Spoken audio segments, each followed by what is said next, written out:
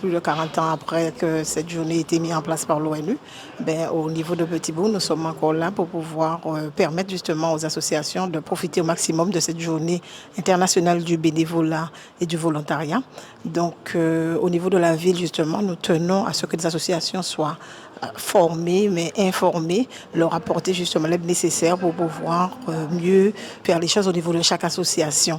Et aujourd'hui, nous avons justement cette rencontre avec des professionnels de la vie associative qui vont intervenir sur divers thèmes, divers sujets concernant juste le bénévolat, que ce soit le financement, en fait, beaucoup de thèmes sur ce bénévolat pour permettre aux associations de mieux évoluer.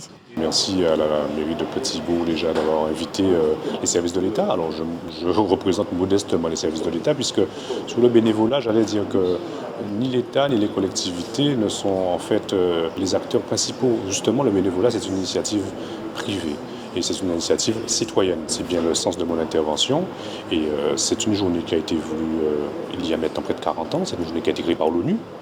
C'est bien parce qu'on se rend compte que le bénévolat, le monde associatif de façon plus générale, c'est quelque part un des plus grands ciments de la cohésion sociale.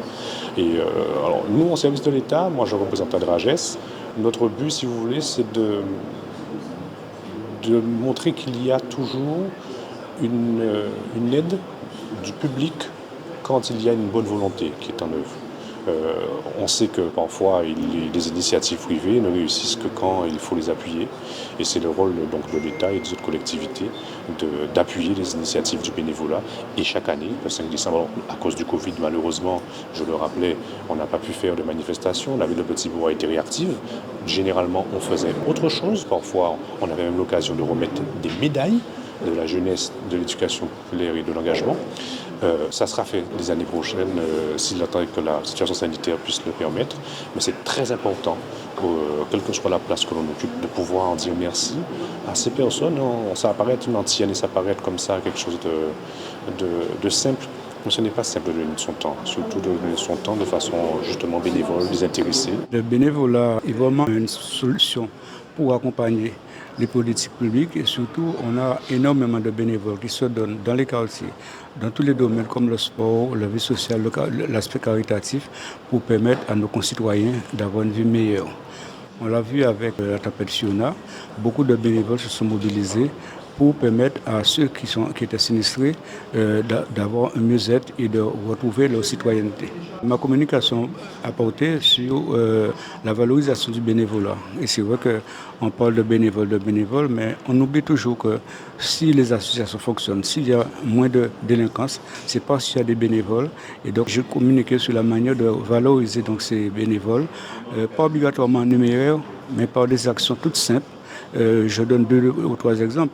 Par exemple, dans une association, si un président ou un conseil d'administration décide d'honorer les anniversaires, les bénévoles sont sensibles à cette attention qu'on leur porte pour dire bon, mais on a pensé pour leur anniversaire. C'est un exemple tout à fait bête, mais c'est un exemple qui permet quand même de fidéliser les bénévoles dans les associations. Alors c'est la ville de Petit-Bourg qui nous invite cet après-midi pour discuter du bénévolat, puisque vous savez que c'est la journée mondiale du bénévolat.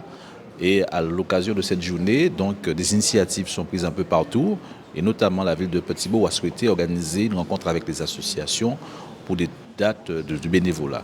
Pour ma part, je vais intervenir sur les nouvelles formes de bénévolat, sur la relation association et bénévole. Je pense qu'aujourd'hui, le bénévolat est en pleine mutation, en évolution.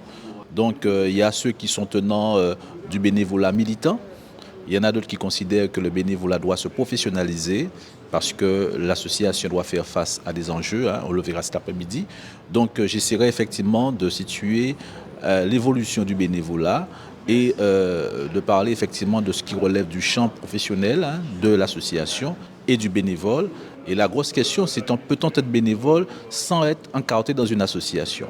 Donc ça, c'est une question aujourd'hui qui fait jour, puisqu'on choisit son bénévolat, mais d'autres disent, pour pouvoir réellement dire qu'on est bénévole, c'était souhaitable qu'on soit aussi dans une association. Il n'y a pas de foi sans les œuvres de la foi. Donc c'est un peu ça, le sujet pour moi cet après-midi. L'association a été créée, donc ça fait 1 ou 2 mois, mais le sport existe déjà depuis 2020.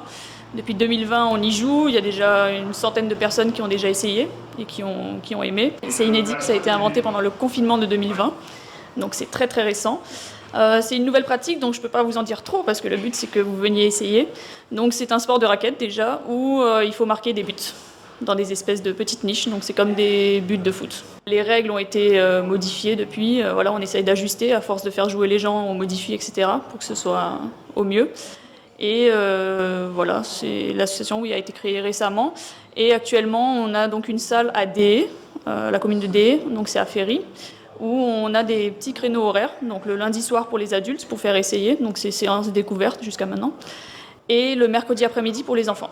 Chaque année, comme la fête des mères, on le dit souvent, c'est chaque année qui devrait être la fête et le jour du bénévolat, puisque les personnes publiques, l'État, les collectivités ne peuvent pas tout faire. S'il n'y a pas d'initiatives privées, s'il n'y a pas des gens qui acceptent de prendre sur leur temps, et sur leur temps de loisirs, sur leur temps de famille, eh bien la société se délite. Et c'est donc avec toujours beaucoup d'intérêt et évidemment beaucoup d'enthousiasme que, à titre personnel et à titre de l'institution que je représente, je viens dans ces journées commémoratives du bénévolat. Je dirais que le bénévolat se porte bien, oui, effectivement, avec plus de 100 associations, plus d'une centaine d'associations. Donc ça veut dire que nous sommes à plus de 500 bénévoles au niveau de la ville de Petit-Bourg. Et les associations sont vraiment une vitrine. Et c'est grâce justement à toutes ces petites mains, à toutes ces actions bénévoles que cette vitrine peut briller, puisque nous avons eu dernièrement notre village où nous avions eu pas mal d'associations qui étaient présentes. Mais au quotidien, les associations sont là à partir du moment qu'on leur fait la demande, ils sont là. Et cette période d'ailleurs est très bien appropriée.